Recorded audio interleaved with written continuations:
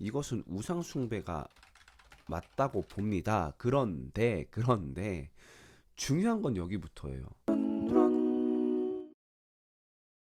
네, 반갑습니다. 엠마오 용서 차정진 목사입니다. 자, 이번에 코로나 때문에 설날이긴 하지만 사람들이 많이 못 모이죠. 뭐 물론 모이는 분들은 모이겠지만 뭐 굉장히 안타까운 일은 맞는데 내심 반가운 것 중 하나는 그 덕분에 그런지 모르겠지만 SNS에서 제사에 대한 논쟁이 조금 덜해진 분위기예요. 보통 이제 명절 때만 되면 요것 때문에 시끌시끌한데 뭐 그게 진린 건지 아니면 코로나 영향인지 모르겠지만은 좀 이것 때문에 시끌시끌한 분위기가 좀 덜해서 좀 반가운 것도 있어요.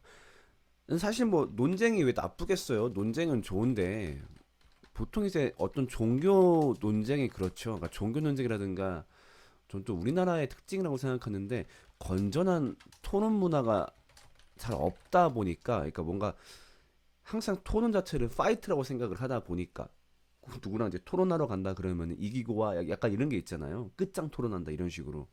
그런 게 있다 보니까 보통 이 논쟁이 건전한 논쟁으로 가는 게 아니라 굉장히 막 그 서로를 비난하고 막 인신 공격을 하는 그런 분위기로 이어지기 때문에 되게 좀 보기 안 좋았었는데 좀 그게 없는 게 내심 좀 다행이다 싶기도 합니다. 네, 그래서 그런 잠잠한 분위기 가운데 한번 얘기를 해보려고 해요. 기독교인이 제사를 어떻게 바라보아야 하나?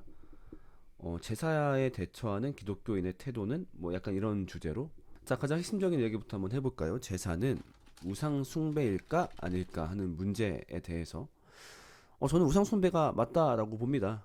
그러니까 여러 가지 근거를 댈 수 있는데 저는 첫 번째로 지방문을 좀 얘기를 하고 싶거든요. 지방문이 뭐냐면은 그 제사를 지낼 때 그 뭐냐 그 제사상 제일 안쪽에다가 한자로 써놓는 막 그런 거 있잖아요. 그걸 보고 지방문이라고 하는데 그 지방문이 써 있는 방식을 보면은 네이버 지식백과에서 나온 건데요.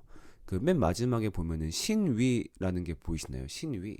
여기 보면은 신위라는 한자가 있는데 이제 위 같은 경우는 이제 우리가 잘 모르긴 하는데 영혼을 세는 단위예요. 그러니까 우리가 한 명, 두 명 세듯이 영혼을 셀 때 한 위, 두 위 이렇게 세거든요. 그래서 우리가 삼위일체라고 하죠. 거기 쓰는 위하고 똑같습니다. 그래서 위는 그냥 고인을 가리키는 말이지 않느냐라고 할 수 있겠지만은 여기 앞에 붙은 신자는 분명히 신신자, 그러니까 단순히 고인이 아니라 그런 신적인 존재를 가리킬 때 쓰는 한자.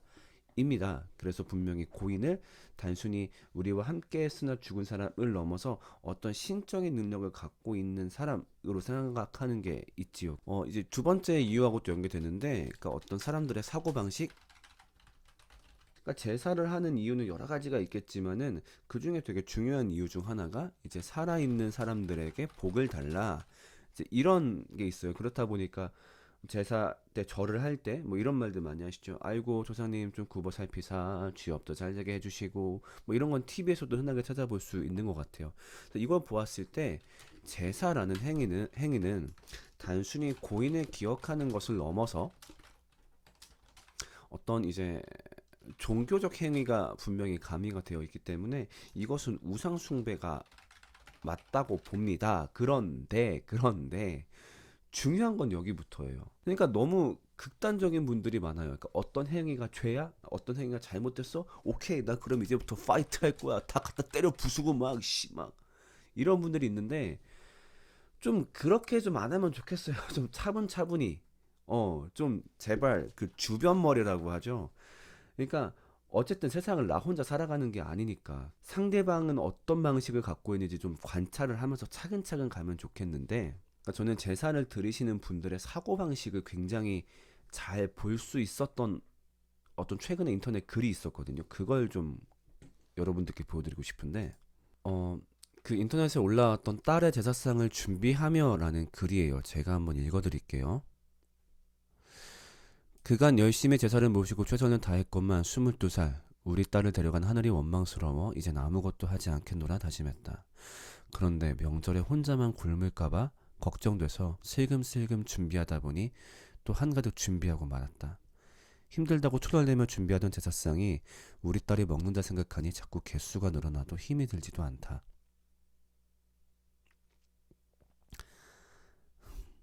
평소 딸이 좋아하던 것들 위주로 혼자 차려다 보니 예법에 맞지 않는 부분도 있겠지만 이젠 내 맘대로 내 딸 밥 먹여야겠다.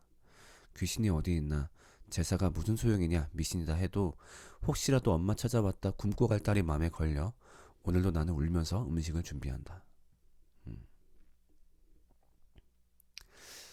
그러니까 제가 아까 이제 제사를 준비하는 사고방식 가운데 현세의 복을 비는 뭐 이런 것도 얘기했지만 사실은 이건 부가적인 거고요.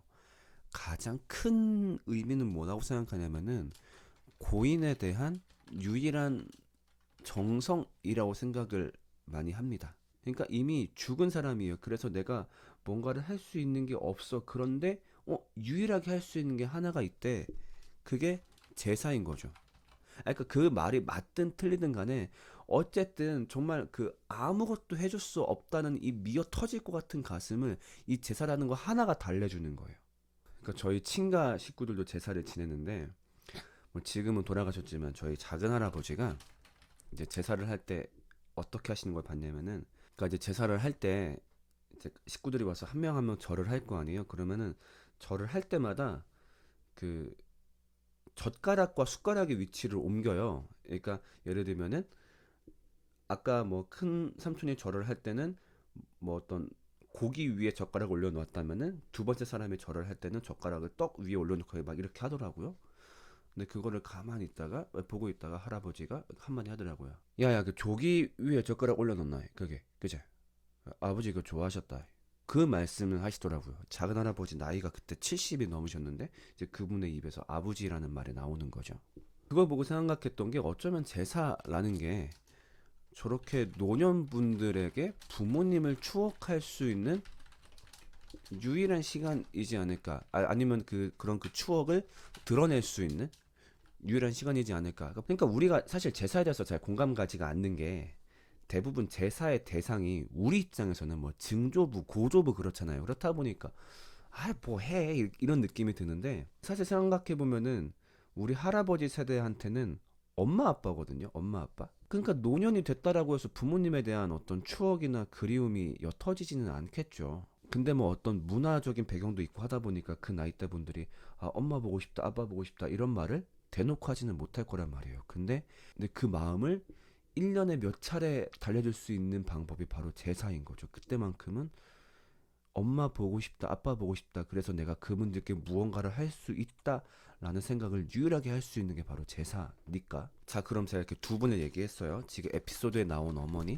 그리고 저희 작은 할아버지. 자, 근데 이분들한테 가가지고 갑자기 누가 얘기합니다. 할아버지! 귀신 섬기지 마세요. 그랬을 때 이분들 마음이 어떨까요? 너무 당황스럽지 않을까요? 젊은 기독교인이 쓴 글을 봤거든요. 아마 나이가 한 30대쯤 됐겠죠? 근데 이분이 쓴 얘기인데 그 딸내미를 데리고 이제 시골에 같이 갔대요. 그래서 5살짜리 딸 데리고 가가지고 이제 제사를 준비하고 있으니까 5살짜리 딸이 할아버지한테 그랬대요. 할아버지 귀신 섬기는 거 그만하세요. 그걸 보고서 굉장히 이뻤다고. 드디어 이 어린 것이 복음을 위해서 싸우는구나. 근데 알고 봤더니 그걸 이제 미리 연습을 시켰다고 하더라고요. 자, 근데 본인이 이걸 굉장히 뿌듯하게 올리셨던 것 같은데 그 말을 들으시는 할아버지는 마음이 어떠셨을까요? 아마 그분도 이제 이런 분들이었을 텐데 그러니까 부모님이 너무 그립고 생전에 못 해드렸던 게 한이 돼가지고 부모님을 기억하는 마음에 무언가를 하려고 하는데 갑자기 이 어린 손녀가 나한테 귀신을 섬긴대. 얼마나 어이가 없었을까 생각이 들어요. 그러니까 무슨 말 하고 싶은 거냐면요. 제사를 긍정하자라는 게 아니라 그러니까 제사를 거부하는 거 좋아요. 아니 제사를 뭐 동의가 안 되면 거부할 수 있죠. 그런데 그 사람들의 마음을 알고는 싸우자라는 거예요. 그러니까 우리가 무슨 주먹질 갖고 싸움을 하더라도 이 사람의 상태를 봤을 때 얘가 지금 되게 아파.